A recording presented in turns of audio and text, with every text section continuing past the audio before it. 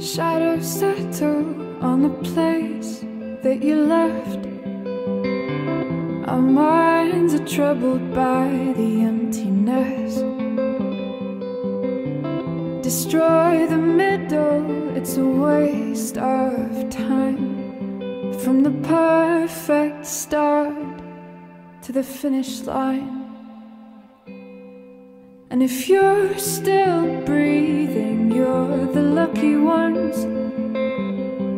'Cause most of us are heaving through corrupted lungs, setting fire to our insides for fun, collecting names of the lovers that went wrong, the lovers that went wrong.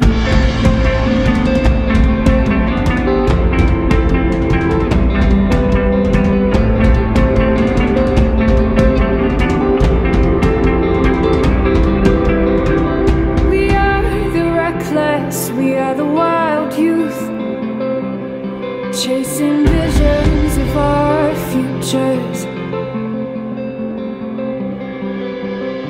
One day we'll reveal the truth, that one will die before he gets there.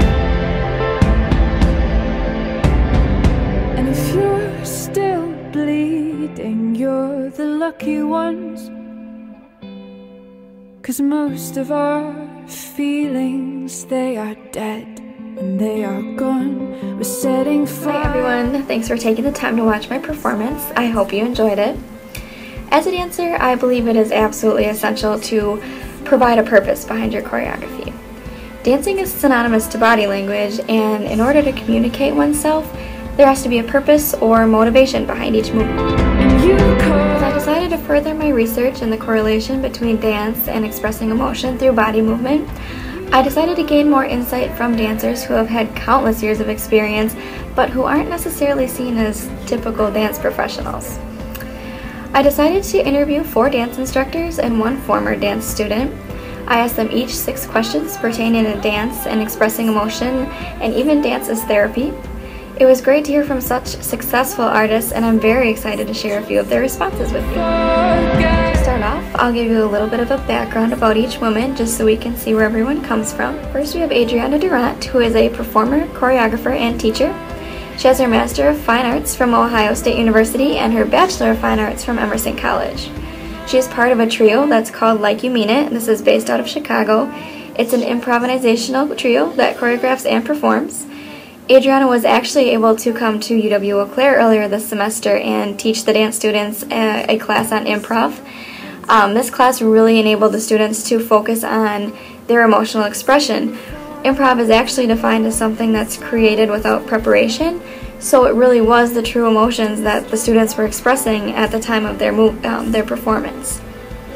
When I asked Adriana if she thinks that it's possible to express emotion through dancing, her response was, if that is the intention, then yes. She also believes that as a performer, she has to negotiate a balance between showing and doing. When she shows, she includes the audience, and when she does, she listens to her own experiences and sensations.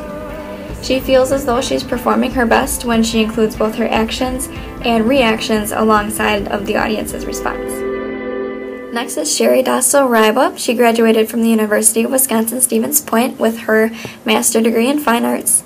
She is currently a yoga instructor as well as the modern dance professor here at UW-Eau Claire. One of the questions I had asked her was if she thinks it's possible for anyone to express emotion through body movement, or if she thinks it takes a more qualified dancer. And her response was that she believes people express themselves all the time, whether it's through facial expressions, gestures, or even whole body shaping. She also states that we often tend to see people try to attempt to mask or hide their emotions, which can usually create tension as they sort of resist the authenticity of their feelings that are being shown to others. She also believes that children are far more accurate at expressing their emotions through movements, and this is what she says is because they haven't been conditioned the same way as an adult may have been from years of certain interactions, feelings, or biases in their families and upbringing.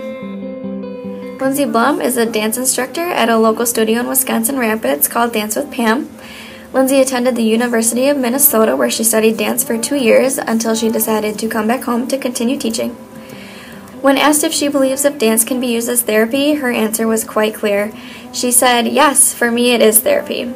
She states that when she feels angry or upset or even absolutely happy, dancing is a way that helps her control, collect, and even express her emotions. She says it's a way for her to take her feelings out on something rather than someone. Lindsay also stated that dance can be interpreted in so many different ways. It can be exercise, a creative mind, a piece of art, and even a way to express yourself. She also said that she never likes to stick with just one thing in dance. She instead likes to let her mind and her body figure that out for her. Tara Cook is also an instructor at Dance with Pam. She, like Sherry, graduated with her degree in dance from the University of Wisconsin-Stevens Point. When I asked Tara if she thinks that the body can be used to speak, so to say, rather than just the voice, she said yes. She also stated that she thinks sometimes words can really get in the way of what your heart is truly trying to say. And she says in this instance, she says to just leave out the overthinking and just move. She thinks that sometimes our bodies send the clearest messages. Last but not least, we have Sadie Zolnick, who is a former dance student but now working as a vocational rehabilitation graduate in the Minnesota area. Sadie has danced for 17 years but still tries to dance when she can find the time. Sadie was asked if she feels more emotions watching people dance or if she feels more emotion dancing herself. She said that she feels as though it's a combination of both. She stated it can definitely be easy to express emotion for others to see. However, she personally feels more emotion when she's dancing. She did say, though, that sometimes she doesn't always express herself when she should, or she doesn't express herself to her fullest potential, often keeping her emotions buried. When this happens, she likes to go to the dance studio to release that pent-up emotion, where more emotions will flood that she didn't even realize were affecting her. After interviewing these women, I found that they all seem to have similar answers when it comes to expressing emotions through body movement or even dance as therapy. All of these women believe it's essential to express yourself, and they all agree that dancing is a beautiful way to do so. I asked each of these women if they think dance is more of a solid art form or a liquid art form, and they all agreed that it is not solid but liquid. A little bit of a mix of all their answers. They say that liquids take on the shape that they are being held in. It's common sense, right? Dance changes with the song or the body or the emotion or even the intention behind it. And they all say that though dance has constants like history and technique, it will always have aspects that evolve. These women also said that one of the strengths of the arts in general is that they can be transformed to fit the needs of the student or the artist or even the audience. Sure, you're going to have your technical skills that you could say are a more solid art form, such as training the body or focusing on learning objectives, learning about your paints and your brushes, focusing on the skills of the instrument.